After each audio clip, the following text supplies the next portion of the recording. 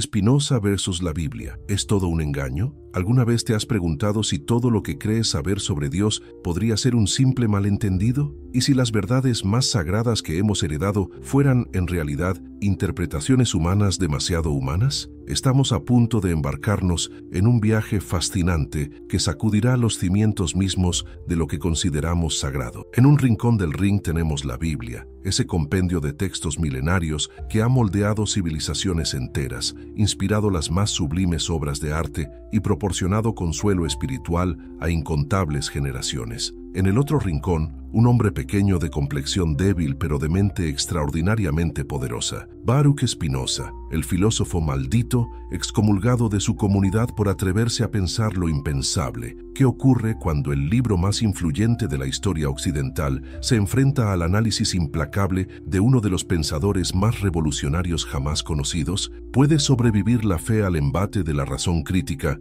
O quizás en un giro inesperado podemos descubrir una comprensión más profunda de lo divino precisamente a través de esta confrontación. Te invito a que suspendas temporalmente tus certezas, sean cuales sean tus creencias, porque lo que vamos a explorar hoy no es simplemente un debate académico polvoriento, sino una encrucijada intelectual que todavía hoy, más de 3 siglos después, continúa desafiándonos a repensar nuestra relación con lo divino, con la naturaleza y con nosotros mismos. Baruch Spinoza, el hereje que revolucionó la filosofía. ¿Te has preguntado alguna vez cómo sería que toda tu comunidad te diera la espalda por tus ideas? ¿Qué se sentiría al ser declarado enemigo de Dios simplemente por pensar diferente? Esta fue la realidad que enfrentó uno de los filósofos más originales y valientes de la historia occidental. El 27 de julio de 1656, en la sinagoga portuguesa de Ámsterdam, se leía en voz alta uno de los decretos de excomunión más severos jamás redactados.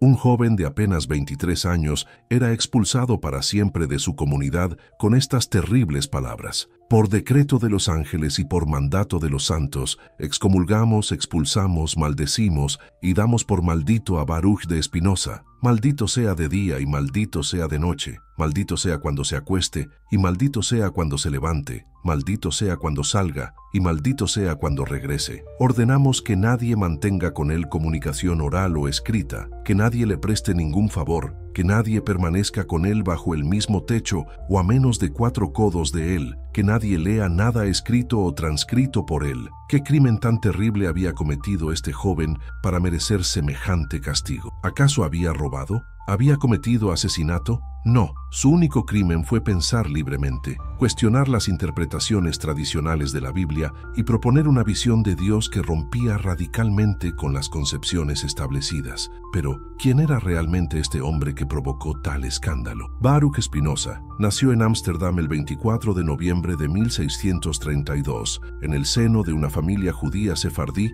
que había huido de la persecución religiosa en Portugal. Sus padres, Miguel de Spinoza y Ana Débora, formaban parte de la próspera comunidad de judíos portugueses que había encontrado refugio en la relativamente tolerante República Holandesa. ¿Te imaginas crecer en el corazón de una comunidad de refugiados con las historias de persecución religiosa como parte de tu herencia familiar? La infancia de Spinoza estuvo marcada precisamente por esta dualidad. Por un lado, la seguridad de una comunidad unida y orgullosa de su identidad. Por otro, la conciencia constante de ser diferentes, de ser tolerados pero nunca completamente aceptados por la sociedad mayoritaria. El joven Baruch recibió la educación tradicional judía en la escuela de la comunidad, la Etz Haim, árbol de la vida. Allí aprendió hebreo y estudió minuciosamente la Torá, el Talmud y los comentarios rabínicos bajo la tutela de rabinos eruditos como Saúl Leví Morteira y Menasé ben Israel. Podemos imaginar al pequeño Baruch memorizando pasajes del Talmud,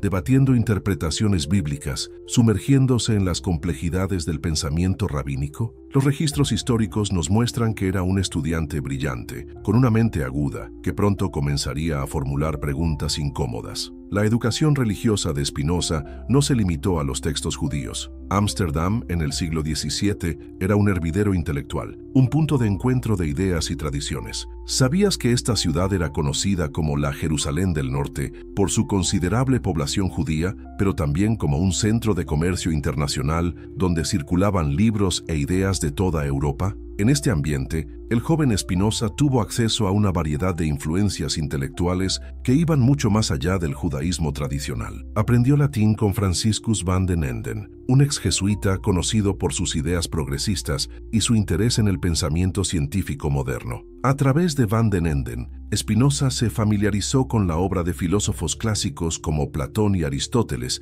pero también con pensadores más recientes y controvertidos como Giordano Bruno, quemado en la hoguera por herejía, y René Descartes, cuya filosofía estaba revolucionando el pensamiento europeo. ¿No resulta fascinante pensar en ese joven judío absorbiendo ávidamente las nuevas ideas científicas que estaban transformando la comprensión del mundo? El siglo XVII fue testigo de una revolución científica sin precedentes. Galileo había apuntado su telescopio hacia los cielos, desafiando la cosmología tradicional. William Harvey había descubierto la circulación sanguínea. Robert Boyle estaba sentando las bases de la química moderna, y Spinoza, con su mente inquisitiva, no podía permanecer ajeno a estos avances. La muerte prematura de su padre en 1654 obligó a Baruch a abandonar sus estudios formales para hacerse cargo del negocio familiar de importación. ¿Te imaginas dividir tu tiempo entre la gestión de un negocio comercial y la exploración de ideas filosóficas radicales? Este fue precisamente el equilibrio que Spinoza intentó mantener durante algunos años, aunque su pasión intelectual acabaría imponiéndose a las obligaciones comerciales. Pero el evento que marcó un punto de inflexión en la vida de Spinoza fue sin duda su excomunión en 1656. Las razones exactas del érem, excomunión, no se especifican en el documento, lo que ha llevado a siglos de especulación entre los historiadores. ¿Qué ideas tan peligrosas había expresado este joven de 23 años? Algunos investigadores sugieren que ya para entonces, Spinoza había comenzado a cuestionar la autoría divina de la Torá, la inmortalidad del alma y la elección del pueblo judío como pueblo elegido, todas ellas nociones fundamentales del judaísmo tradicional. Otros apuntan a su creciente distanciamiento de las prácticas religiosas y a sus amistades con cristianos liberales y librepensadores. Sea cual fuere la causa específica, lo cierto es que la excomunión tuvo un efecto profundo en la vida de Spinoza. ¿Cómo respondería un joven ante semejante rechazo total por parte de su comunidad? ¿Con amargura? ¿Con desesperación? La respuesta de Spinoza fue notablemente serena. Cambió su nombre de Baruch, que significa bendito en hebreo, a Benedict, su equivalente en latín. Se mudó fuera del barrio judío y se dedicó a pulir lentes para microscopios y telescopios, un oficio que le proporcionaba ingresos modestos, pero suficientes para su estilo de vida austero, y le dejaba tiempo para su verdadera pasión, el pensamiento filosófico. ¿No es paradójico que quien fue expulsado por su comunidad por ver demasiado lejos, se ganara la vida precisamente fabricando instrumentos para ver mejor? Esta ironía no ha pasado desapercibida para muchos estudiosos de Spinoza, que ven en su oficio una metáfora de su proyecto filosófico: pulir los lentes conceptuales a través de los cuales contemplamos la realidad. Tras su excomunión, Spinoza vivió en varias localidades de los Países Bajos, incluyendo Rijnsburg, Voorburg y finalmente La Haya. Llevó una vida notablemente modesta y retirada, dedicada casi exclusivamente al desarrollo de su sistema filosófico. ¿Te has preguntado cómo sería vivir enteramente para el pensamiento, rechazando riquezas, honores y reconocimiento? Spinoza ejemplificó esta vida contemplativa, rechazando incluso una oferta para enseñar en la prestigiosa Universidad de Heidelberg para preservar su libertad intelectual. A pesar de su relativo aislamiento social, Spinoza mantuvo correspondencia con algunos de los intelectuales más destacados de su época, incluyendo al científico Christian Huygens y al filósofo alemán Gottfried Wilhelm Leibniz. Su reputación como pensador original y profundo comenzó a extenderse en círculos intelectuales, aunque siempre bajo un halo de controversia. ¿Y qué hay de la obra filosófica que produjo durante estos años de reflexión solitaria? Su primer trabajo publicado fue Principios de la filosofía de Descartes, 1663, el único que apareció bajo su nombre durante su vida. En él, Spinoza presenta y comenta la filosofía cartesiana, aunque ya se pueden detectar algunas desviaciones significativas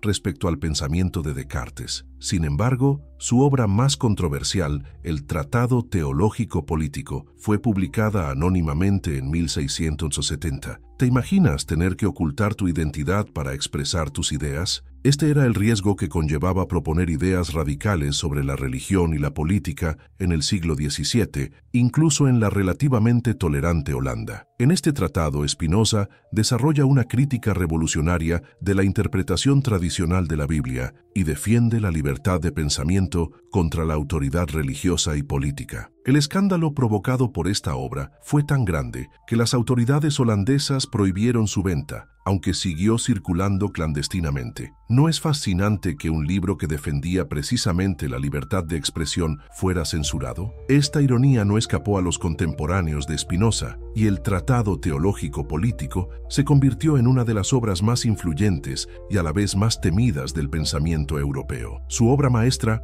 La ética demostrada según el orden geométrico, fue completada en 1675, pero consciente de la controversia que generaría, Spinoza optó por no publicarla durante su vida. Esta obra monumental, estructurada como un tratado matemático con definiciones, axiomas, proposiciones y demostraciones, presenta su visión completa de Dios, la naturaleza, la mente humana, las emociones y el camino hacia la libertad y la felicidad. ¿Has intentado alguna vez presentar un argumento filosófico con el rigor y la precisión de una demostración matemática? Este era precisamente el ambicioso proyecto de Spinoza en la Ética. Inspirado por la geometría euclidiana, buscaba construir un sistema filosófico que fuera tan sólido e irrefutable como un teorema matemático. La salud de Spinoza nunca fue robusta. Sufría de una enfermedad respiratoria, probablemente tuberculosis, agravada por el polvo de vidrio que inhalaba en su trabajo como pulidor de lentes. ¿Sabías que esta exposición constante al polvo de vidrio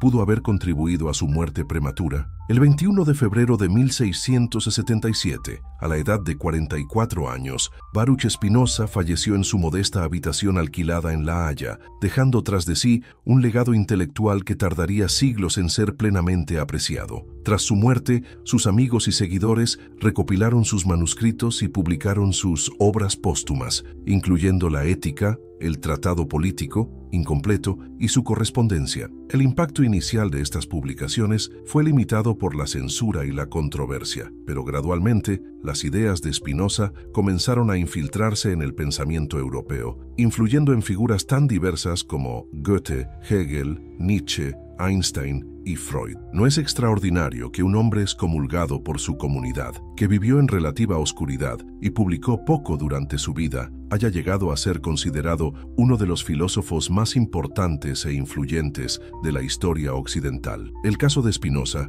nos recuerda que el verdadero poder de las ideas trasciende las limitaciones de su contexto histórico y las vicisitudes de la vida de su creador. Pero, ¿qué fue exactamente lo que hizo que el pensamiento de Spinoza fuera tan revolucionario en su época y siga siendo tan provocativo incluso hoy? Para comprenderlo, debemos adentrarnos en su concepción de Dios, una visión que escandalizó tanto a sus contemporáneos judíos como a los cristianos, y que aún hoy continúa desafiando nuestras ideas convencionales sobre lo divino. ¿Alguna vez has sentido que las concepciones tradicionales de Dios no responden adecuadamente a tus inquietudes más profundas? ¿Has experimentado esa intuición de que hay algo más grande, más abarcador, más fundamental que el Dios personal que nos presentan las religiones convencionales? Si es así, estás en buena compañía. Spinoza también sintió esta insatisfacción y tuvo el valor intelectual de seguir su pensamiento hasta sus últimas consecuencias, por radicales que fueran. El método filosófico que Spinoza desarrolló para abordar estas cuestiones fundamentales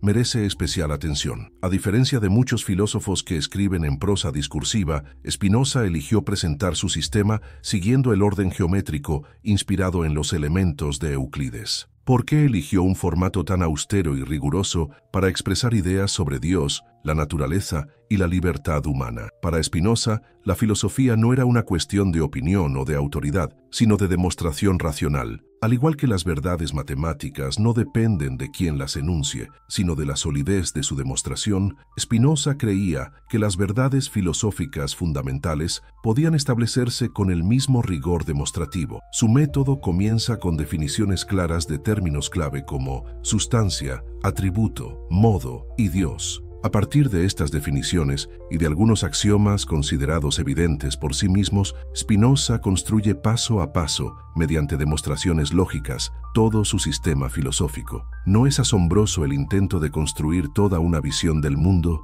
de Dios y del ser humano a partir de unos pocos principios básicos, como quien construye un edificio imponente desde sus cimientos? Este método geométrico refleja la convicción spinoziana de que el universo mismo posee un orden racional necesario que puede ser comprendido por la mente humana. ¿Has contemplado alguna vez la idea de que, tras la aparente contingencia y caos del mundo, subyace un orden necesario y comprensible? Esta fue precisamente la apuesta intelectual de Spinoza, y su método geométrico no era sino el reflejo de esta creencia en la estructura racional de la realidad. Sin embargo, este método tan riguroso y abstracto también ha hecho que la filosofía de Spinoza sea particularmente difícil de abordar para muchos lectores. El filósofo alemán Hegel comentó irónicamente que ser espinosista es el punto de partida esencial de toda filosofía, pero también reconoció la dificultad de su pensamiento. ¿Has intentado alguna vez leer directamente la Ética de Spinoza? Si lo has hecho,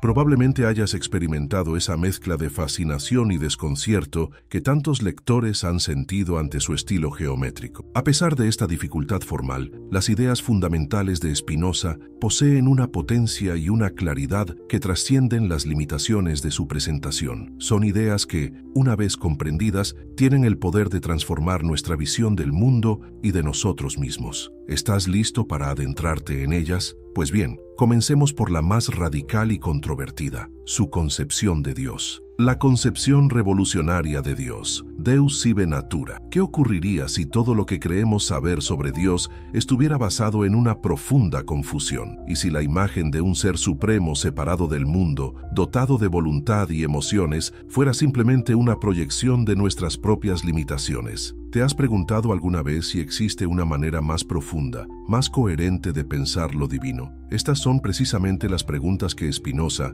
se atrevió a formular en pleno siglo XVII, cuando tanto judíos como cristianos compartían la concepción de un Dios personal y trascendente que había creado el mundo y que intervenía en él según su voluntad. Lo que Spinoza propuso en su lugar fue tan revolucionario que le valió ser calificado de ateo por unos y de filósofo embriagado de Dios por otros. En el corazón del sistema filosófico spinoziano encontramos una de las afirmaciones más audaces de la historia del pensamiento occidental: Deus sive natura, Dios, o lo que es lo mismo, la naturaleza. Con esta simple pero radical identificación, Spinoza desafió siglos de teología tradicional que había insistido en la diferencia ontológica fundamental entre el creador y su creación. Pero ¿qué quería decir exactamente Spinoza con esta enigmática fórmula? ¿Estaba simplemente reduciendo a Dios a la naturaleza física, como han interpretado algunos de sus críticos? ¿O estaba elevando la naturaleza al estatus de lo divino? La respuesta es más compleja y fascinante que cualquiera de estas simplificaciones. Para comprender adecuadamente la visión spinoziana de Dios, debemos familiarizarnos con algunos conceptos clave de su sistema. Spinoza comienza la ética, definiendo lo que entiende por sustancia, aquello que es en sí, y se concibe por sí, esto es, aquello cuyo concepto no necesita del concepto de otra cosa para formarse. ¿Has considerado alguna vez cuántas cosas en este mundo dependen de otras para existir? Este árbol existe porque hay semillas, tierra, agua, luz solar. Este edificio existe porque hay materiales, arquitectos, constructores. Tú y yo existimos porque hay aire para respirar, alimentos para consumir, un planeta que nos sostiene. Spinoza observó que prácticamente todo lo que encontramos en nuestra experiencia cotidiana existe en dependencia de otras cosas. Pero si todo depende de algo más, ¿debemos caer en una regresión infinita? ¿O existe algo que sea absolutamente independiente, que exista por sí mismo? La respuesta de Spinoza es clara: solo puede haber una sustancia verdaderamente independiente, y esa sustancia es precisamente lo que llamamos Dios o naturaleza. Esta única sustancia, según Spinoza, es infinita, eterna y necesaria. No podría no existir ni ser diferente de como es. ¿No es asombroso pensar en algo cuya inexistencia es literalmente imposible? ¿Algo que existe con absoluta necesidad? Este es precisamente el concepto spinoziano de Dios. no un ser sobrenatural que podría haber decidido crear o no crear el mundo, sino la totalidad de la realidad que existe con necesidad absoluta. Pero, ¿qué pasa con toda la diversidad que observamos en el mundo? ¿Cómo puede la infinita variedad de cosas y fenómenos derivarse de una única sustancia? Para responder a esta pregunta, Spinoza introduce los conceptos de atributos y modos. Los atributos son las diferentes maneras en que la sustancia infinita se expresa o se manifiesta. Según Spinoza, siendo infinita, esta sustancia debe tener infinitos atributos. Sin embargo, dado nuestro limitado aparato cognitivo, los seres humanos solo podemos percibir dos de estos infinitos atributos, el pensamiento y la extensión o materia. ¿Has reflexionado alguna vez sobre la profunda diferencia entre lo mental y lo físico? ¿Entre pensamientos y objetos materiales? Para Descartes, contemporáneo de Spinoza, esta diferencia indicaba la existencia de dos tipos de sustancias radicalmente diferentes: la sustancia pensante, res cogitans, y la sustancia extensa, res extensa. El dualismo cartesiano separaba tajantemente mente y materia, creando el famoso problema de cómo podrían interactuar estas dos sustancias tan diferentes. Spinoza resuelve este problema de una manera elegante y radical. El pensamiento y la extensión no son dos sustancias diferentes, sino dos atributos o aspectos de la misma y única sustancia infinita. ¿No es fascinante pensar que lo mental y lo físico, aparentemente tan distintos, son en realidad expresiones diferentes de una misma realidad subyacente? Esta visión tiene implicaciones extraordinarias. Significa que todo lo que existe en el universo, desde las partículas subatómicas hasta las galaxias más distantes, desde el pensamiento más simple hasta la más elaborada teoría científica, son manifestaciones o expresiones de esta única sustancia divina. En términos spinozianos, son modos o modificaciones particulares de los atributos infinitos de Dios naturaleza. ¿Empiezas a ver la magnitud revolucionaria de esta concepción? Spinoza está proponiendo un monismo radical. No hay separación ontológica entre Dios y el mundo, entre lo espiritual y lo material, entre lo divino y lo natural. Todo lo que existe, existe en Dios y a través de Dios, como una expresión o modificación de la sustancia divina infinita. Esta visión tiene consecuencias inmediatas para nuestra comprensión de lo divino. El Dios de Spinoza no es un ser personal dotado de intelecto y voluntad, que crea el mundo por un acto de decisión libre y luego interviene en él según su voluntad. Tales concepciones antropomórficas de Dios son, para Spinoza, proyecciones de nuestra propia psicología, formas de imaginar a Dios a nuestra imagen y semejanza. ¿Alguna vez te has preguntado por qué en tantas religiones Dios parece tener emociones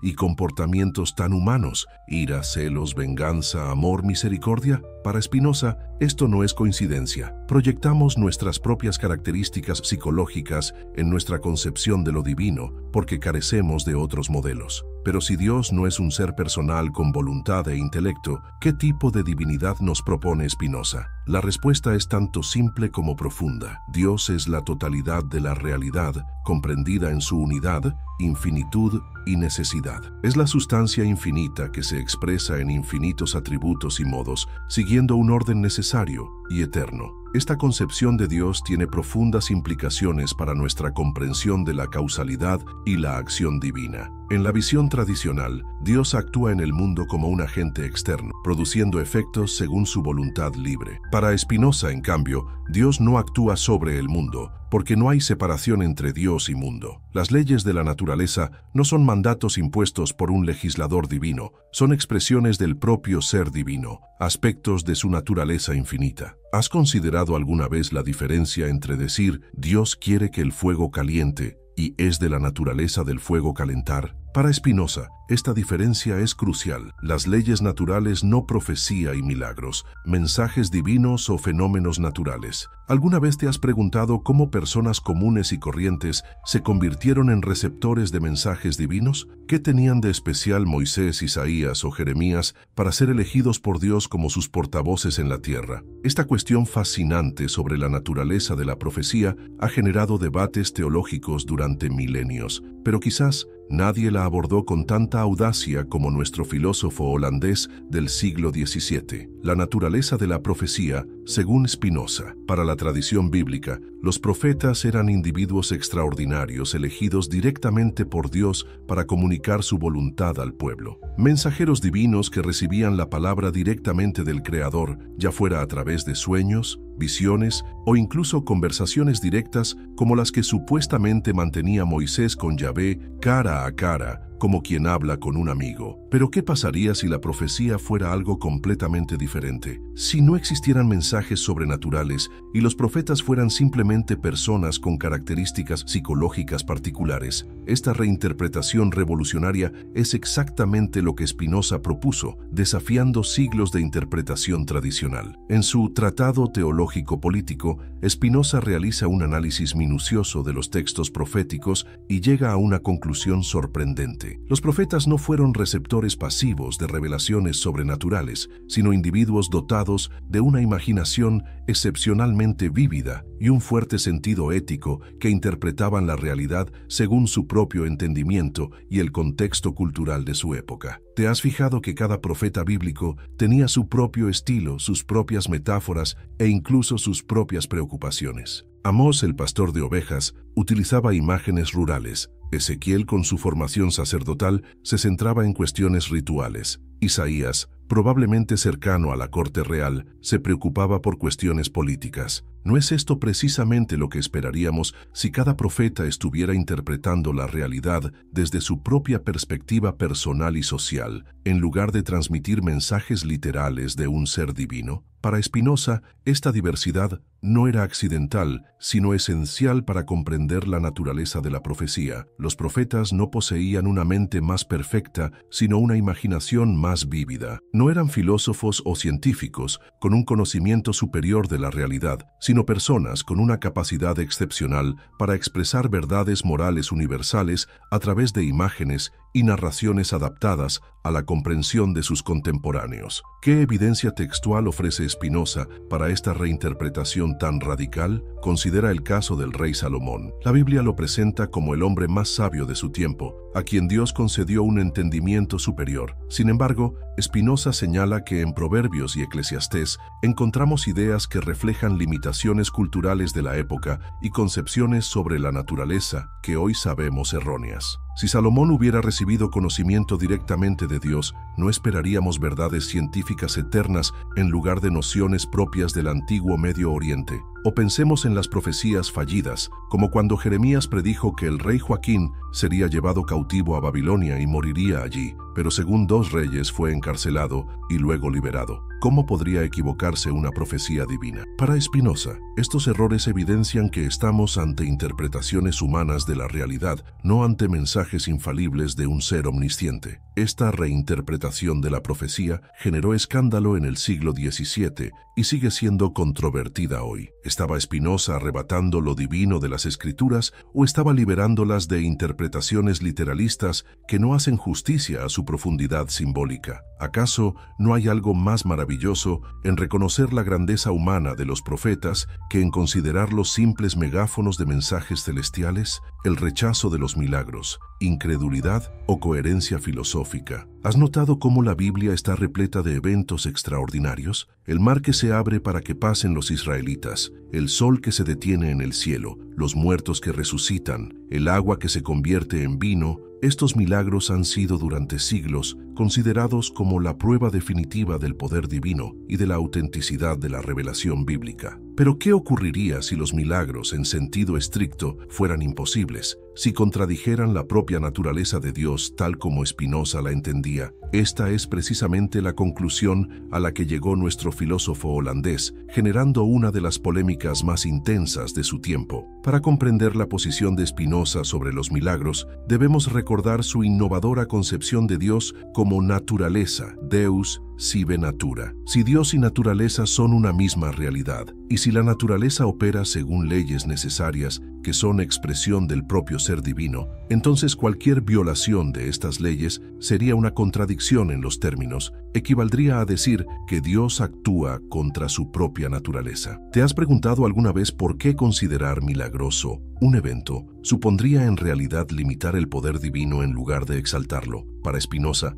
esta es una paradoja fascinante. Quienes defienden los milagros creen estar glorificando el poder de Dios, pero en realidad lo están reduciendo al sugerir que la creación normal necesita arreglos o intervenciones especiales para cumplir sus propósitos. Si ocurriera algo en la naturaleza que contradijera sus leyes universales, contradiría también el decreto divino, el entendimiento y la naturaleza de Dios, escribe Spinoza en el Tratado Teológico Político. En otras palabras, un milagro genuino no sería señal de la grandeza divina, sino de imperfección en el diseño original del universo. Pero ¿cómo explicar entonces los numerosos relatos de milagros en la Biblia? ¿Estaba Spinoza acusando a los autores bíblicos de mentir? En absoluto. Su explicación es mucho más sutil y respetuosa con los textos sagrados. Lo que llamamos milagros son simplemente eventos naturales que escapan a nuestra comprensión. Piénsalo por un momento. ¿Cuántas veces a lo largo de la historia humana hemos atribuido a causas sobrenaturales fenómenos que posteriormente la ciencia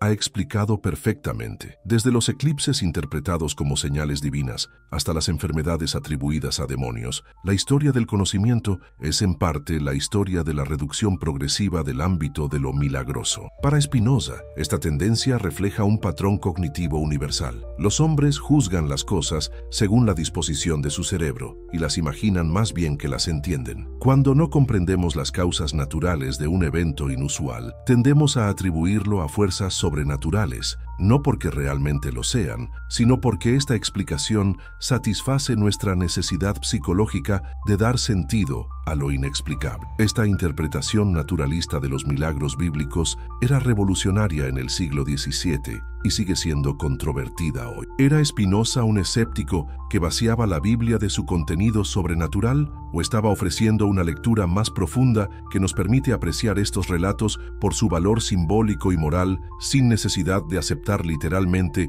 lo sobrenatural? Las leyes naturales como expresión divina, la verdadera maravilla. ¿Alguna vez has contemplado un amanecer, el vuelo de un ave o el nacimiento de un niño y has pensado que ahí, en esos fenómenos cotidianos que siguen leyes naturales, se esconde algo verdaderamente maravilloso? Esta intuición de lo divino en lo natural está en el corazón de la filosofía spinociana. Para Spinoza, la verdadera manifestación del poder divino no está en supuestas interrupciones del orden natural, sino en la propia regularidad, belleza y complejidad de ese orden. Las leyes de la naturaleza no son restricciones impuestas a Dios desde fuera, sino expresiones de su propia esencia infinita. La potencia de la naturaleza es la misma potencia de Dios, afirma Spinoza. Esta identificación radical revoluciona nuestra comprensión de lo milagroso. Lo verdaderamente asombroso no es que el mar se abra ocasionalmente, sino que exista el mar con todas sus maravillas.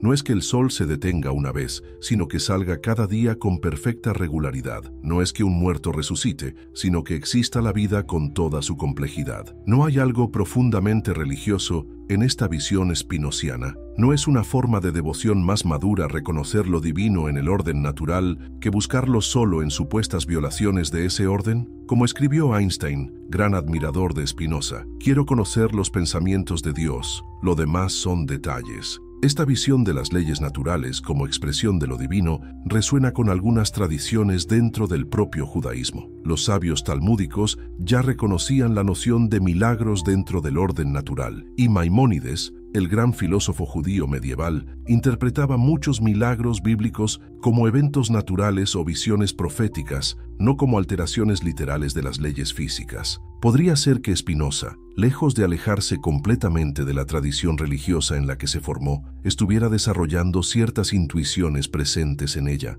que su aparente herejía fuera en realidad una profundización radical en algunas intuiciones presentes en la propia tradición bíblica. La interpretación alegórica, un puente entre mundos. ¿Qué hacemos entonces con todos esos relatos bíblicos de milagros y profecías si los entendemos como Spinoza propone? ¿Debemos simplemente descartarlos como ficciones primitivas? En absoluto. Aquí es donde entra en juego uno de los aspectos más interesantes del método hermenéutico espinociano, la interpretación alegórica. Para Spinoza, muchos relatos bíblicos que no pueden ser tomados literalmente siguen teniendo un valor inmenso como alegorías que transmiten verdades morales profundas. No importa tanto si el mar realmente se abrió ante Moisés, lo importante es la lección sobre la liberación de la opresión. No es crucial que Jonás sobreviviera literalmente 3 días en el vientre de un gran pez. Lo valioso es la enseñanza sobre la imposibilidad de escapar de la responsabilidad moral. Esta aproximación alegórica no era nueva. Ya Filón de Alejandría en el siglo I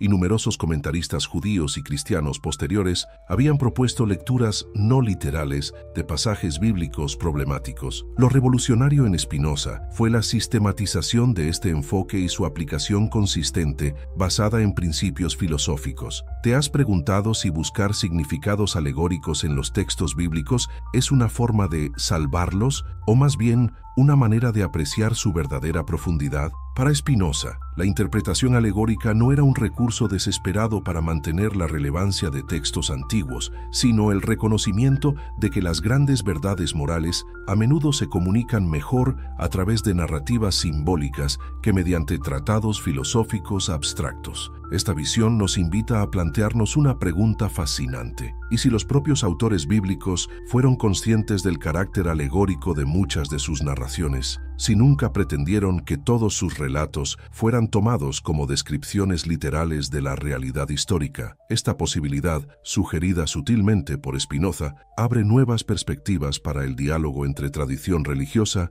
y pensamiento crítico. Determinismo versus libre albedrío. ¿Somos realmente libres? ¿Alguna vez has tenido la sensación de que podrías haber actuado de manera diferente en una situación determinada? ¿Que tus decisiones son verdaderamente tuyas, productos de tu voluntad libre e independiente? Esta convicción profundamente arraigada en nuestra experiencia cotidiana se encuentra con un desafío radical en el pensamiento de Spinoza. El determinismo causal de Spinoza, un universo de necesidad. Imagina por un momento un universo donde cada evento, desde el movimiento de los planetas hasta el parpadeo de tus ojos, está determinado por causas precisas que se extienden hasta el infinito. Un universo donde nada ocurre por azar o por elección absolutamente libre, donde todo lo que sucede debe suceder exactamente como sucede. Perturbador, quizás. Fascinante, sin duda. Este es precisamente el universo que Spinoza nos presenta en su filosofía. En la naturaleza no hay nada contingente, sino que todas las cosas son determinadas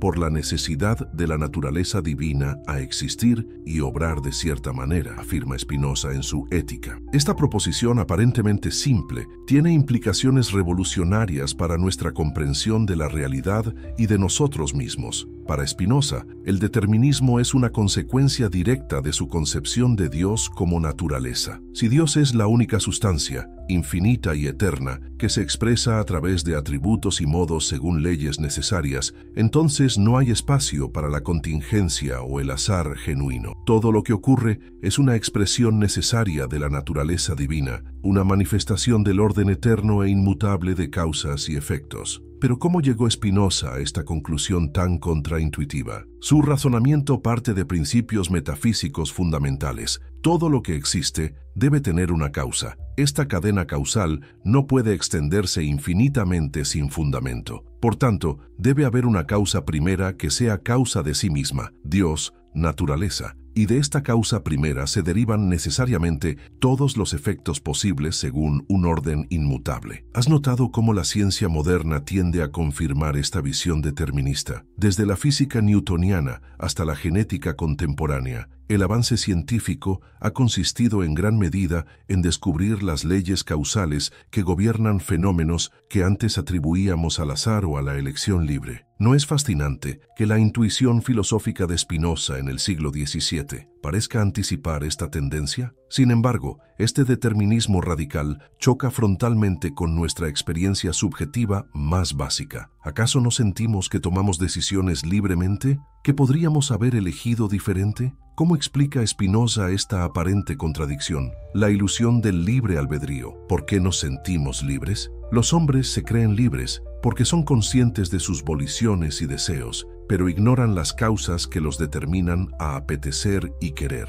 escribe Spinoza en una de sus proposiciones más provocativas. Con esta simple observación, nuestro filósofo desarma la objeción más común al determinismo, nuestra sensación subjetiva de libertad. Piénsalo, cuando decides tomar un café en lugar de un té, sientes que has elegido libremente. Pero ¿realmente conoces todas las causas que te han llevado a esa preferencia? Tu gusto por el café se ha formado a lo largo de años de experiencias previas. La hora del día influye en tu apetencia, tu estado biológico, cansancio, nivel de cafeína en sangre, condiciona tu deseo. Incluso factores sociales y culturales modelan tus preferencias. Según Spinoza, tu elección libre es en realidad el resultado necesario de esta compleja red causal, que tú percibes parcialmente como tu deseo, pero cuyas causas completas ignoras. ¿No es perturbador pensar que nuestras decisiones más personales podrían estar determinadas por causas que escapan a nuestra conciencia? Esta incomodidad revela lo profundamente arraigada que está en nosotros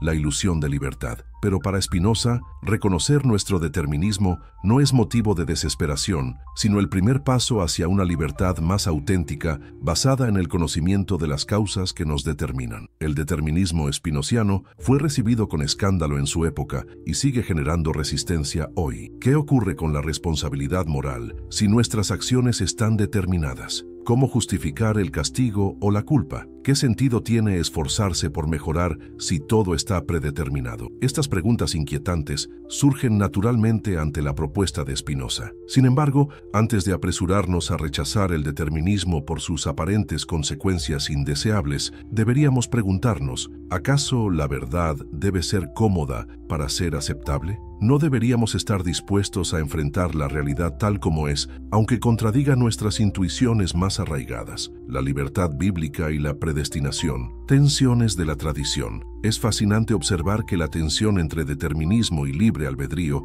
no es ajena a la propia tradición bíblica. ¿Has notado cómo la Biblia oscila entre afirmar la libertad humana y la soberanía absoluta de Dios sobre todos los acontecimientos? Por un lado, encontramos pasajes que claramente presuponen la libertad humana. Mira, yo pongo hoy delante de ti la vida y el bien, la muerte y el mal. Escoge, pues, la vida. Deuteronomio 30, 15, 19. Este y muchos otros textos implican que los seres humanos pueden elegir libremente entre alternativas morales y que son responsables de sus elecciones. Por otro lado, la Biblia también contiene pasajes que sugieren un determinismo divino. ¿Se desploma una desgracia en la ciudad sin que Yahvé la haya causado? Amós 3, 6. O cuando Dios dice a Moisés sobre el faraón, yo endureceré su corazón y no dejará salir al pueblo. Éxodo 4:21. Estos textos sugieren que Dios controla incluso las decisiones humanas aparentemente libres. Esta tensión alcanza su máxima expresión en las cartas de Pablo, donde leemos sobre la predestinación divina, porque a los que antes conoció, también los predestinó para que fuesen hechos conformes a la imagen de su Hijo. Romanos 8:29. Esta idea de predestinación fue desarrollada siglos después por Agustín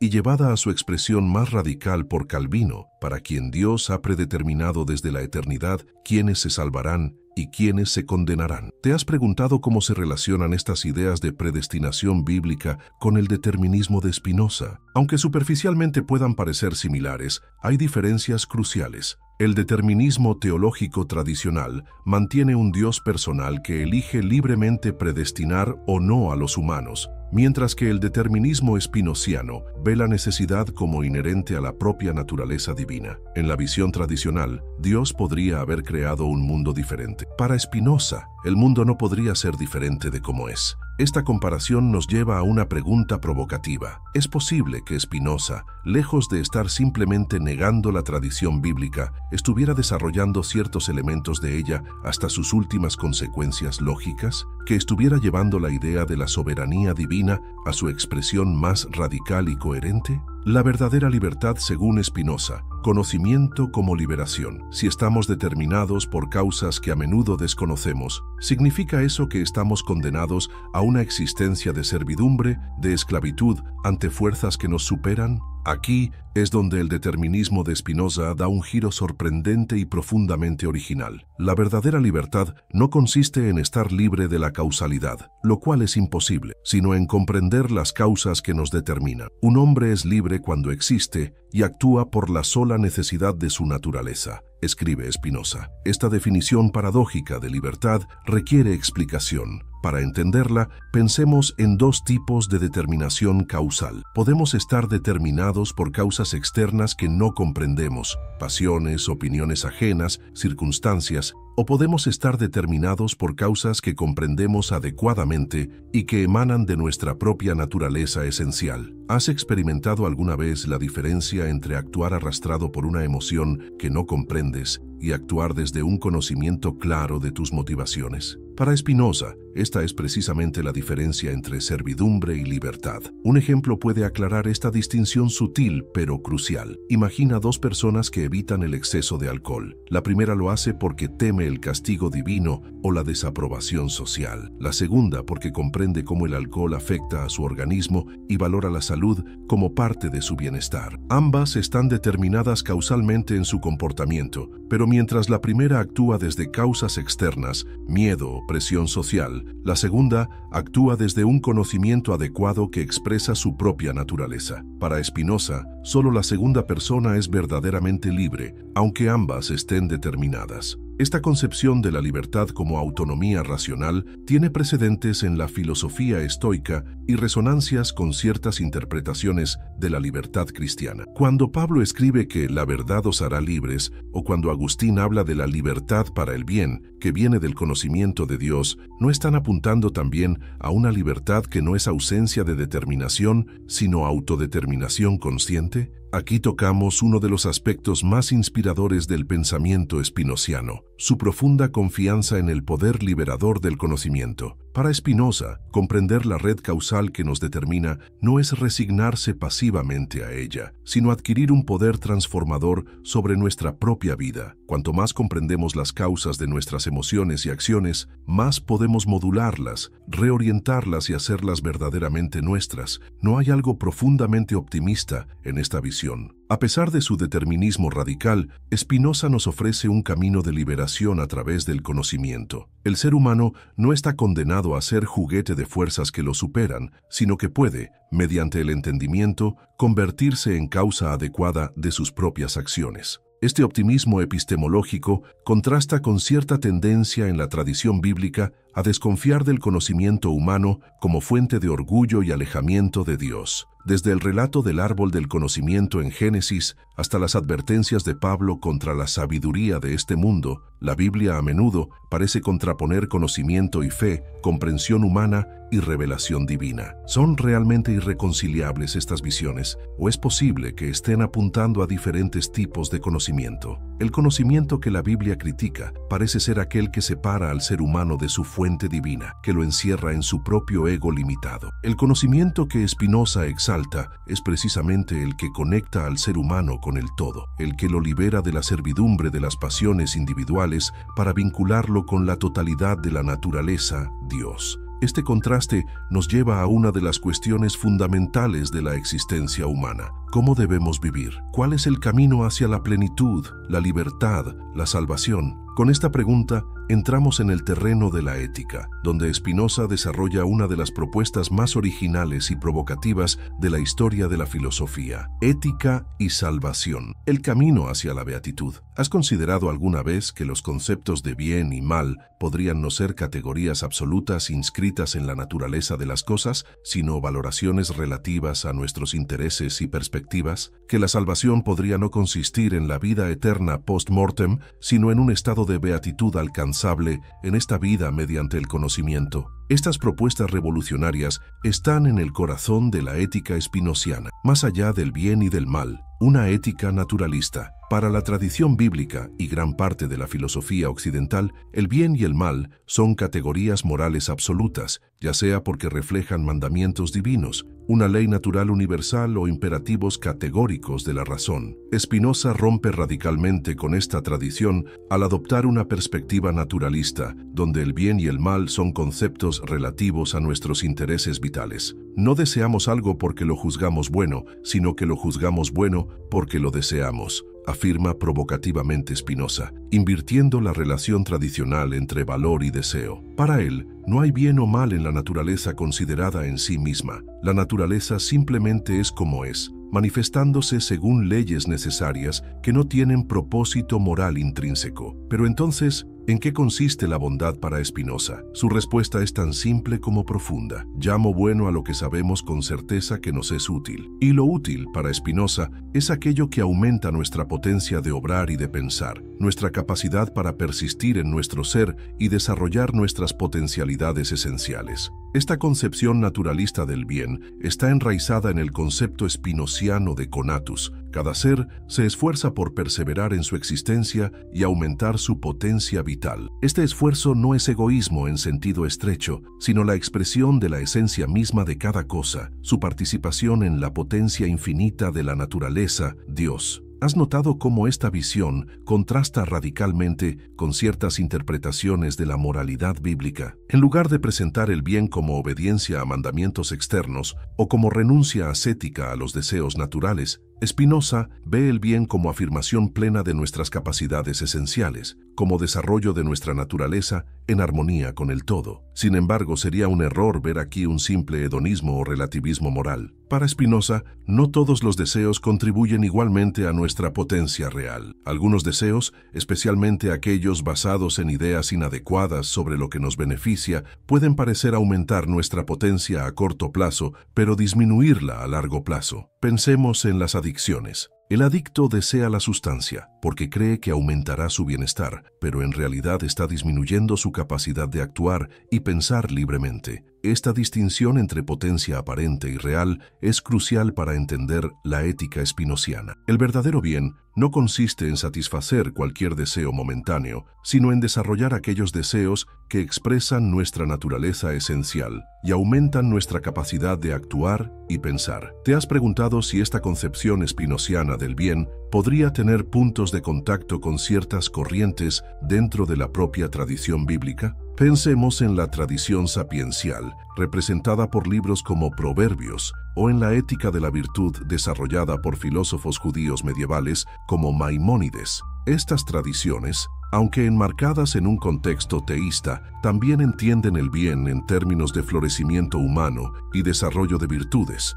no meramente como obediencia a mandatos externos. Las pasiones y la servidumbre humana, psicología profunda. ¿Qué nos impide vivir según esta concepción naturalista del bien? ¿Por qué los seres humanos a menudo actuamos contra nuestro propio florecimiento? La respuesta de Spinoza es una fascinante teoría de las pasiones humanas que anticipa en muchos aspectos descubrimientos de la psicología moderna. Para Spinoza, estamos inevitablemente sujetos a pasiones, estados mentales que son efectos de causas externas que no comprendemos adecuadamente. Estas pasiones no son aberraciones o corrupciones de nuestra naturaleza, sino partes necesarias de nuestra existencia como modos finitos en un universo infinito de causas y efectos. La alegría, la tristeza, el amor, el odio, etc., considerados en sí mismos, se siguen de la misma necesidad y virtud de la naturaleza que las demás cosas singulares, escribe Spinoza. En otras palabras, nuestras emociones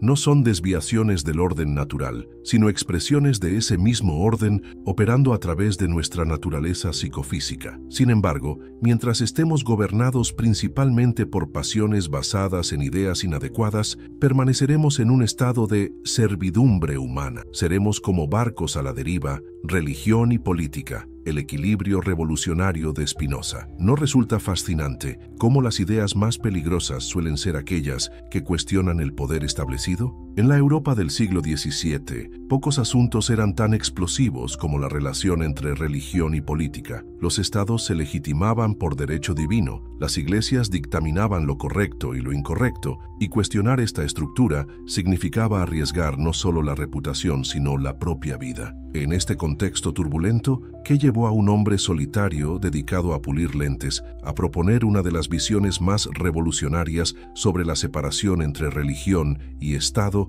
que el mundo occidental había conocido? Imaginemos por un momento al Ámsterdam de Spinoza, una ciudad relativamente tolerante en comparación con el resto de Europa, pero donde las autoridades religiosas seguían ejerciendo un poder considerable sobre la vida pública. ¿Te has preguntado alguna vez cómo sería vivir en una sociedad donde lo que puedes pensar, decir o escribir está constantemente vigilado por quienes interpretan la voluntad divina? Este era el mundo de Spinoza, y contra él dirigió algunas de sus reflexiones más audaces y peligrosas. Cuando Spinoza publicó anónimamente su Tratado Teológico Político en 1670, introdujo una idea que resultaría revolucionaria: que la filosofía y la teología debían permanecer como dominios separados, cada uno con sus propios métodos y objetivos. ¿No es revelador que esta idea, que hoy podríamos considerar sensata o incluso obvia, fuera entonces considerada una herejía peligrosa? El filósofo holandés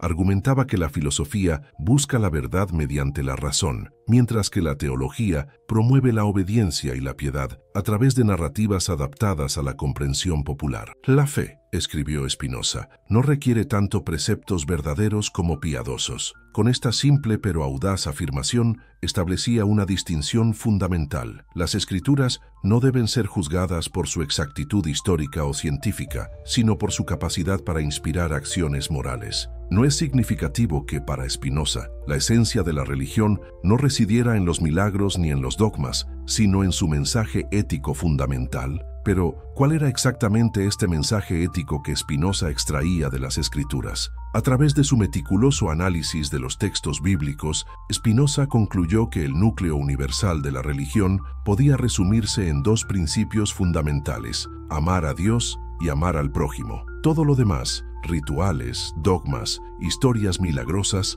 era secundario y estaba inevitablemente marcado por el contexto histórico y cultural en que fueron escritos los textos sagrados. ¿Te parece casual que Spinoza redujera la esencia de la religión a estos dos mandamientos precisamente? Siglos más tarde, estudiosos bíblicos de diversas tradiciones han llegado a conclusiones similares sobre el núcleo ético de las enseñanzas bíblicas. ¿No es fascinante que este filósofo excomulgado, considerado hereje tanto por judíos como por cristianos, haya captado con tanta precisión la esencia ética que atraviesa las Escrituras? Esta distinción entre el núcleo ético universal y los elementos histórico-culturales particulares de la religión permitió a Spinoza desarrollar una visión sorprendentemente tolerante y pluralista. Si lo esencial de la religión es la justicia y el amor al prójimo, ¿no deberíamos considerar igualmente válidas todas las religiones que fomenten estos valores independientemente de sus diferencias dogmáticas? Esta perspectiva, revolucionaria en su época,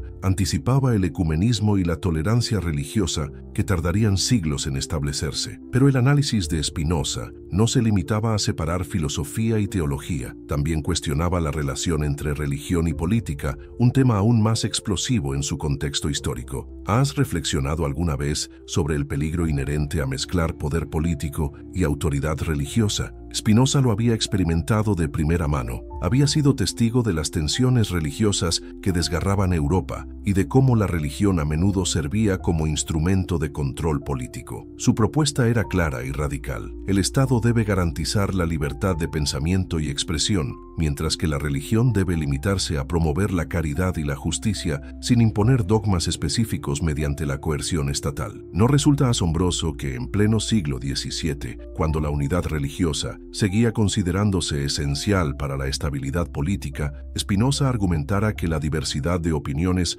no solo es inevitable, sino deseable para una sociedad próspera. La finalidad del Estado, escribió Spinoza, no es convertir a los hombres de seres racionales en bestias o autómatas, sino por el contrario, lograr que su mente y su cuerpo se desenvuelvan en todas sus funciones sin emplear la razón en otra cosa que en conseguir la verdadera libertad. ¿Has considerado la profundidad revolucionaria de esta afirmación? En una época donde los estados justificaban su autoridad como guardianes de la verdad religiosa, Spinoza proclamaba que el verdadero propósito del Estado es garantizar la libertad de sus ciudadanos para pensar por sí mismos. ¿Y qué hay de la función social de la religión en este esquema espinociano? Aquí encontramos una posición matizada y pragmática que muchos críticos han pasado por alto. Lejos de considerar la religión como un simple instrumento de control o una superstición destinada a desaparecer con el avance de la razón, Spinoza reconocía su importante función social. Para él, las religiones organizadas cumplían un papel fundamental al proporcionar un marco moral para quienes no podían alcanzar la virtud mediante el conocimiento filosófico. ¿No es reveladora esta postura? Spinoza, a menudo considerado como un crítico implacable de la religión, reconocía su utilidad social y su capacidad para inspirar comportamientos virtuosos incluso entre quienes no comprenden las verdades filosóficas más abstractas. Para la mayoría de las personas, argumentaba, la religión proporcionaba motivaciones para actuar moralmente que la pura filosofía no podía ofrecer. Los hombres, escribió, seguían más por el deseo que por la razón. Esta observación psicológica fundamentaba su visión pragmática de la religión como una fuerza capaz de canalizar los deseos humanos hacia fines socialmente beneficiosos. ¿No resulta fascinante esta anticipación de lo que siglos después desarrollarían pensadores como Durkheim o William James sobre la función social de la religión? Sin embargo, esta visión pragmática venía acompañada de una advertencia crucial. Cuando la religión se convierte en dogma inflexible, cuando pretende poseer verdades absolutas sobre la naturaleza de la realidad, cuando se impone mediante la coerción estatal en lugar de la persuasión racional, se transforma en una fuerza perniciosa que obstaculiza tanto el avance del conocimiento como el desarrollo de la virtud. ¿Has observado cómo incluso en nuestras sociedades contemporáneas persiste esta tensión entre la religión como fuerza moral y la religión como dogma impuesto? Spinoza nos ofrece una perspectiva sorprendentemente actual para navegar esta compleja relación, una defensa de la libertad de pensamiento y expresión como valores fundamentales, combinada con un reconocimiento de la importancia social de las creencias religiosas cuando promueven la justicia y el amor al prójimo. Pero quizás el aspecto más revolucionario del pensamiento político-religioso de Spinoza sea su defensa de la democracia como el sistema político más acorde con la naturaleza humana. En una época dominada por monarquías de derecho divino, ¿qué llevó a este pensador solitario a concluir que la democracia era el régimen político más natural y más consonante con la libertad que la naturaleza concede a todos? Para Spinoza, la democracia no era simplemente un sistema político, entre otros, sino la expresión política natural de su metafísica monista. Si todos los seres humanos son expresiones o modos de la misma sustancia divina, si todos participamos de la misma naturaleza, ¿no resulta lógico que todos debamos participar en las decisiones que afectan nuestro destino colectivo? Esta fundamentación metafísica de la democracia constituye uno de los aportes más originales y profundos de Spinoza al pensamiento político occidental. Además, Spinoza argumentaba que un Estado democrático, al permitir la libre expresión de ideas y la participación de todos en la deliberación política, tenía más probabilidades de tomar decisiones racionales que beneficiaran al conjunto de la sociedad. En un Estado democrático, escribió, son menos de temer los absurdos,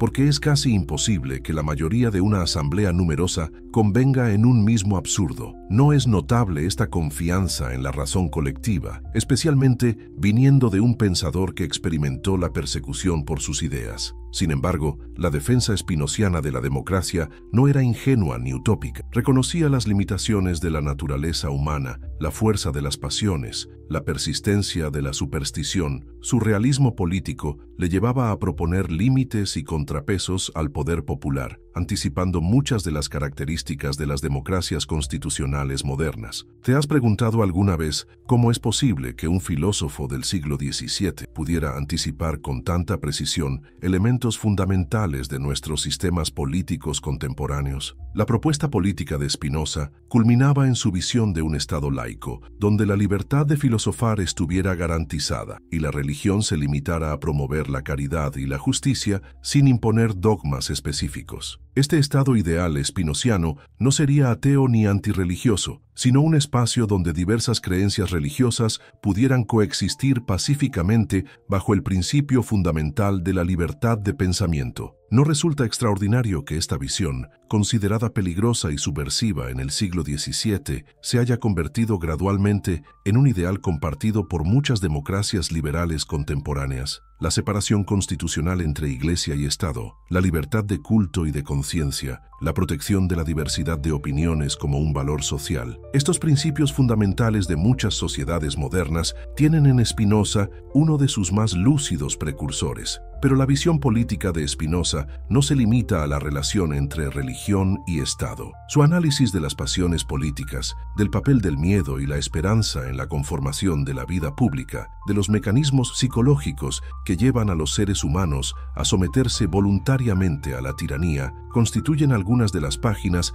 más penetrantes de la filosofía política occidental. ¿Alguna vez te has preguntado por qué los seres humanos a menudo parecen dispuestos a renunciar a su libertad en favor de líderes carismáticos o regímenes autoritarios? Spinoza ofrece una respuesta profunda a esta cuestión a través de su análisis de cómo las pasiones configuran nuestras decisiones políticas. Al final, el proyecto político spinociano no puede separarse de su proyecto ético más amplio, la búsqueda de la libertad humana entendida no como ausencia de determinación causal, sino como acción guiada por el conocimiento adecuado. Un hombre libre, escribió, es aquel que vive según el solo dictamen de la razón. La libertad política que Spinoza defiende no es un fin en sí mismo, sino un medio para facilitar el desarrollo de esta libertad interior, de esta autonomía racional que constituye, para él, la verdadera beatitud humana. Y aquí llegamos a una de las paradojas más fascinantes del pensamiento spinociano. El filósofo que negaba el libre albedrío en sentido tradicional se convirtió en uno de los defensores más elocuentes de la libertad política en la historia del pensamiento occidental. ¿No resulta intrigante esta aparente contradicción? Para resolverla, debemos comprender que la libertad spinociana no consiste en estar libre de la causalidad natural, sino en ser determinado por causas que comprendemos adecuadamente, en lugar de ser arrastrados ciegamente por pasiones que no entendemos. Esta concepción de la libertad como conocimiento tiene profundas implicaciones tanto éticas como políticas. Un Estado que promueva la ignorancia, el miedo y la superstición para mantener su control sobre la población está obstruyendo el desarrollo de la verdadera libertad humana. Por el contrario, un Estado que fomente la educación, la ciencia y el pensamiento crítico está contribuyendo al florecimiento de la potencialidad humana. ¿No es significativo que Spinoza considerara la educación universal y la libertad de investigación como pilares fundamentales de su proyecto político?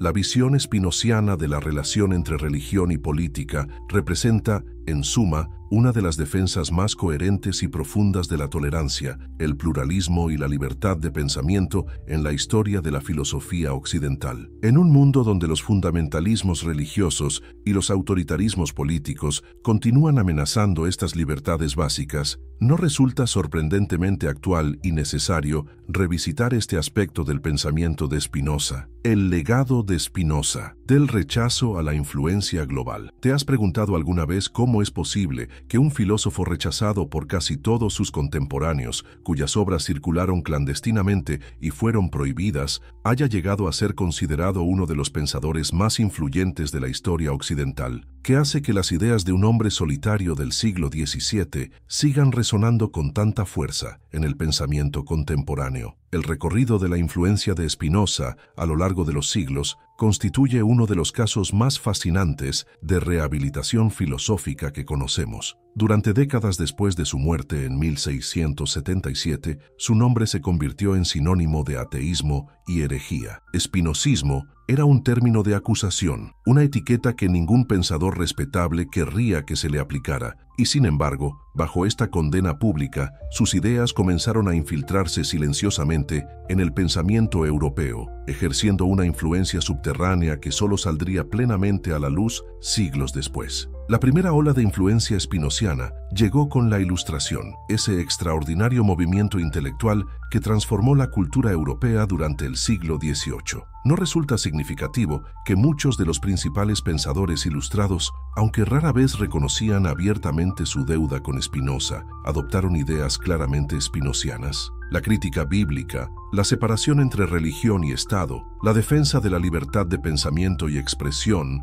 el naturalismo filosófico, todas estas ideas fundamentales de la Ilustración tienen precedentes claros en la obra de Spinoza. Pensadores como Pierre Bayle, a pesar de criticar abiertamente el supuesto ateísmo de Spinoza, contribuyeron paradójicamente a difundir sus ideas al discutirlas extensamente. ¿No es fascinante cómo incluso los críticos más acérrimos de un pensador pueden acabar amplificando su influencia? Otros como Denis Diderot o el barón d'Holbach, aunque rara vez citaban directamente a Spinoza, desarrollaron filosofías materialistas y naturalistas que tenían evidentes paralelismos con el pensamiento espinociano. Más significativa aún fue la influencia de Spinoza en el desarrollo del enfoque histórico crítico para el estudio de la Biblia. Su Tratado Teológico Político estableció principios metodológicos fundamentales, que los textos bíblicos debían estudiarse como documentos históricos, que debían entenderse en el contexto de la época en que fueron escritos, que las contradicciones e inconsistencias debían reconocerse en lugar de armonizarse artificialmente. ¿Te has dado cuenta de que estos principios, que escandalizaron a los contemporáneos de Spinoza, forman hoy la base metodológica de los estudios bíblicos académicos, aceptados incluso por muchas instituciones religiosas? Sin embargo, fue en la Alemania del siglo XVIII donde la influencia de Spinoza experimentó un giro decisivo. La famosa controversia del panteísmo, Pantheismusstreit, desencadenada por la afirmación de Friedrich Heinrich Jacobi de que Gotthold Ephraim Lessing, uno de los intelectuales alemanes más respetados, le había confesado ser espinosista, marcó un punto de inflexión en la recepción de Spinoza. Lo que había sido un secreto vergonzoso se convirtió gradualmente en motivo de fascinación intelectual. Esta rehabilitación de Spinoza en el contexto alemán tuvo consecuencias extraordinarias para el desarrollo del idealismo alemán y el romanticismo. Pensadores de la talla de Herder, Goethe, Schelling y Hegel comenzaron a ver en Spinoza no un ateo peligroso, sino un místico profundo que había captado la unidad esencial de la naturaleza. No hay filosofía excepto la filosofía de Spinoza, declaró el poeta Novalis, mientras que Goethe confesó que Spinoza le había proporcionado paz y serenidad frente a sus tormentos espirituales. ¿No es asombroso cómo una misma filosofía puede interpretarse tan radicalmente? Lo que para unos era ateísmo materialista, para otros era una profunda visión de la unidad divina del cosmos. Hegel, quizás el filósofo más influyente del siglo XIX, llegaría a afirmar que ser espinosista es el punto de partida esencial de toda filosofía, integrando aspectos centrales del pensamiento de Spinoza en su propio sistema filosófico. Pero la influencia de Spinoza no se limitó al ámbito filosófico académico. Sus ideas sobre la libertad de pensamiento y la separación entre religión y Estado encontraron eco en movimientos políticos liberales y progresistas. Su crítica a la superstición y su defensa de la razón inspiraron a generaciones de librepensadores y reformadores sociales. ¿Te has preguntado alguna vez hasta qué punto los principios de libertad religiosa y separación iglesia-estado, que consideramos fundamentales en muchas democracias modernas, tienen sus raíces filosóficas en pensadores como Spinoza? El siglo XIX vio también surgir interpretaciones marxistas de Spinoza que destacaban los aspectos materialistas y deterministas de su filosofía. Para pensadores como Plekhanov o el joven Marx, Spinoza representaba un precursor del materialismo dialéctico, un pensador que había captado la unidad de la naturaleza y la determinación causal universal de los fenómenos, aunque todavía envuelto en un lenguaje teológico que reflejaba las limitaciones de su época. Simultáneamente, algunas corrientes del pensamiento judío moderno comenzaron a reevaluar la figura de Spinoza. De hereje excomulgado, pasó gradualmente a ser considerado un precursor del judaísmo secular y humanista. Figuras como Moses Mendelssohn, Heinrich Heine y más tarde Einstein y Freud reconocieron su deuda intelectual con Spinoza. No resulta paradójico que aquel que fue expulsado de la comunidad judía con la maldición más severa acabara siendo reivindicado como una de las mentes judías más brillantes de la historia. El siglo XX trajo consigo una explosión de interpretaciones diversas de Spinoza, reflejando la extraordinaria versatilidad y profundidad de su pensamiento. Desde la fenomenología hasta el psicoanálisis, desde el existencialismo hasta la filosofía analítica, pensadores de tradiciones muy diversas encontraron en Spinoza ideas que resonaban con sus propias inquietudes. ¿No es asombrosa esta capacidad de un filósofo del siglo XVII para dialogar con corrientes de pensamiento que surgirían siglos después de su muerte? Para Freud, Spinoza representaba un precursor de su propio determinismo psíquico y de su análisis de las ilusiones religiosas. Para el físico Albert Einstein, la visión spinoziana de un universo gobernado por leyes causales necesarias resultaba profundamente afín a su propia concepción de la física, llevándole a afirmar su célebre creencia en el Dios de Spinoza que se revela en la armonía de todo lo que existe. Filósofos existencialistas como Martin Buber encontraron en Spinoza un interlocutor crucial para sus reflexiones sobre la relación entre el ser humano y lo divino. El marxista heterodoxo Louis Althusser vio en el filósofo holandés un precursor de su concepción de la causalidad estructural. ¿Has notado cómo pensadores con proyectos filosóficos muy diferentes encuentran en Spinoza elementos que resuenan con sus propias preocupaciones? En la segunda mitad del siglo XX se produjo una verdadera explosión de interés por Spinoza, especialmente en Francia. Filósofos como Martial Guéroult, Alexandre Materon, Gilles Deleuze y Antonio Negri desarrollaron interpretaciones innovadoras que destacaban aspectos previamente desatendidos de su pensamiento: su teoría de la individualidad, su concepción del poder y la multitud, su visión de las pasiones políticas. ¿No resulta fascinante cómo un texto filosófico clásico puede seguir generando interpretaciones nuevas y fecundas siglos después de ser escrito? Deleuze, en particular, encontró en Spinoza una filosofía de la inmanencia radical que permitía pensar la diferencia y la multiplicidad sin recurrir a principios trascendentes. Para él, Spinoza ofrecía una alternativa a la tradición filosófica dominante, una corriente subterránea que había permanecido largamente ignorada, pero que contenía recursos conceptuales cruciales para la filosofía contemporánea. Esta recuperación contemporánea de Spinoza ha ido acompañada de un diálogo renovado entre su pensamiento y las ciencias. Neurocientíficos como Antonio Damasio han encontrado en la teoría spinoziana de las emociones y el conocimiento corporeizado un precedente asombroso de descubrimientos recientes sobre la relación entre emoción, razón y toma de decisiones. ¿No es extraordinario que un filósofo del siglo XVII, trabajando sin los avanzados instrumentos de medición actuales, pudiera anticipar aspectos de nuestro conocimiento científico contemporáneo? Biólogos y filósofos de la biología como Stuart Kauffman han visto en el monismo spinoziano un marco conceptual útil para comprender la autoorganización y emergencia de complejidad en los sistemas vivos. Físicos interesados en las implicaciones filosóficas de la física cuántica han encontrado en Spinoza un pensador que ya había cuestionado radicalmente las nociones convencionales de causalidad, determinismo y relación parte-todo. En el ámbito de la teología contemporánea ha surgido un fascinante diálogo con el pensamiento spinoziano. Teólogos como Paul Tillich o Hans Jonas han intentado reinterpretar la inmanencia divina spinoziana en términos compatibles con la tradición teísta, viendo en ella no una negación de la trascendencia, sino una forma diferente de concebirla. ¿No es significativo que este pensador, excomulgado por hereje, esté siendo releído hoy desde diversas tradiciones teológicas como una fuente de inspiración para repensar lo divino en la era contemporánea? El proceso teológico, en particular, ha encontrado en Spinoza un precursor de su propia visión panenteísta, que ve a Dios como inmanente en el mundo sin reducirse a él. Pensadores judíos contemporáneos como Len Goodman han argumentado que la crítica spinociana al antropomorfismo teológico está profundamente enraizada en la propia tradición rabínica de la que surgió, sugiriendo que su excomunión reflejaba más las tensiones políticas de su comunidad que una verdadera ruptura con el espíritu del judaísmo. Pero quizás lo más fascinante de la recuperación contemporánea de Spinoza sea su relevancia para debates actuales sobre el naturalismo, el determinismo neurológico, la crítica religiosa y la búsqueda de una ética racional. En un momento histórico en que las neurociencias cuestionan nuestras nociones tradicionales de libre albedrío, en que los fundamentalismos religiosos resurgen con violencia, en que buscamos bases éticas que puedan ser compartidas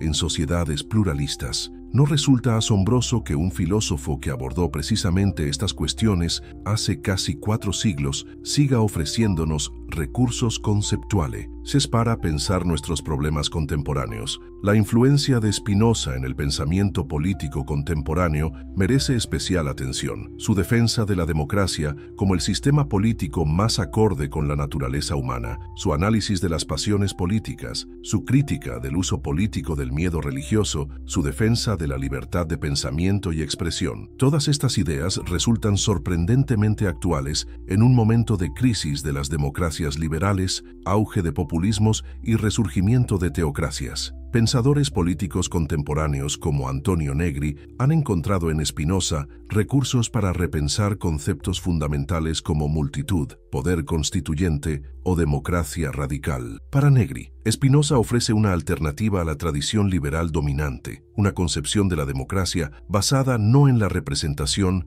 y la limitación del poder, sino en la potencia constituyente de la multitud. ¿No resulta fascinante que un pensador del siglo XVI pueda inspirar algunas de las críticas más radicales a los sistemas políticos contemporáneos? En el ámbito de la ética, la influencia de Spinoza se manifiesta en corrientes tan diversas como el utilitarismo, el existencialismo y la ética de la virtud contemporánea. Su análisis de las emociones como fuerzas motivadoras fundamentales, su rechazo de una moral basada en mandatos trascendentes, su concepción de la felicidad como expresión de nuestra potencia de ser y actuar. Todas estas ideas encuentran eco en debates éticos contemporáneos. ¿Has considerado cómo la crítica spinociana a las concepciones absolutistas del bien y del mal puede ofrecernos recursos para navegar los complejos dilemas morales de nuestras sociedades pluralistas? La estética contemporánea también ha encontrado en Spinoza un interlocutor fecundo. Su teoría del conatus como esfuerzo por perseverar en el ser, su análisis de la alegría como aumento de nuestra potencia, su concepción del conocimiento como transformación afectiva.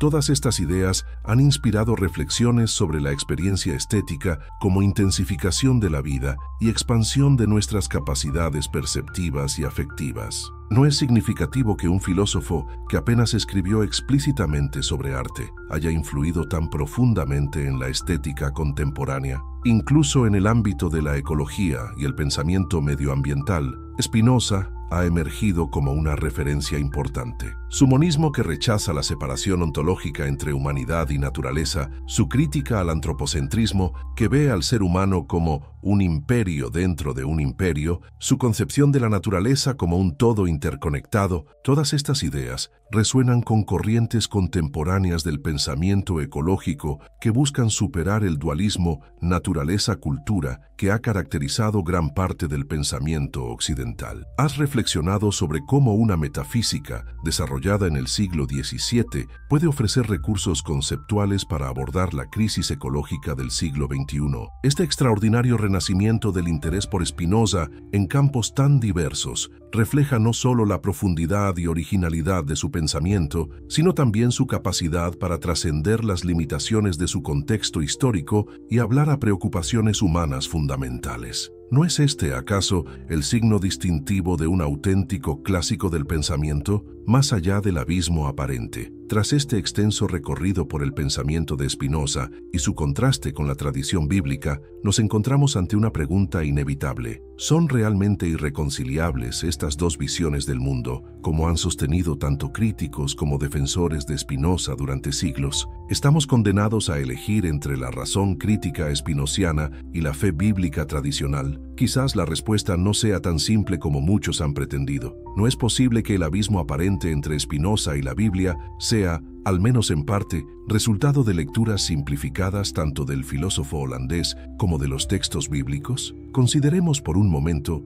lo que hemos aprendido. Spinoza, lejos de ser el ateo materialista que sus detractores describieron, buscaba una comprensión más profunda de lo divino, liberada de antropomorfismos y supersticiones. Su Dios naturaleza, aunque radicalmente diferente del Dios bíblico personal en muchos aspectos, no captura algo de la inmensidad e inmanencia divina que también existe en numerosos pasajes bíblicos. ¿No resuena acaso la visión spinociana de Dios como la única sustancia infinita que se expresa en infinitos atributos con pasajes como el de Pablo en el Areópago? ¿En él vivimos, nos movemos y existimos? O con la visión del salmista que exclama: ¿A dónde me iré de tu espíritu? ¿Y a dónde huiré de tu presencia? Si subiere a los cielos, allí estás tú. Y si en el Seol hiciere mi estrado, he aquí, allí tú estás. Por supuesto, existen diferencias fundamentales. El Dios bíblico es presentado frecuentemente como un ser personal que actúa con voluntad e intencionalidad, que establece alianzas, que se comunica directamente con los seres humanos.